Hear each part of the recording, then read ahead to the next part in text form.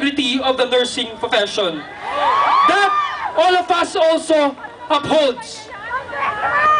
So I call on to the President to bring justice to us and the Court of Appeals to vindicate the June 2006 passers. Mabuhay tayong lahat! GMA, no retake.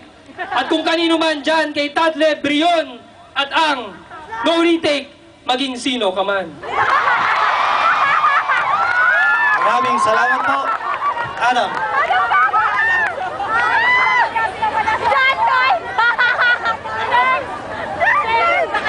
Ang susunod po natin magsasalita ay si Team Doris Obias ng ADPCN.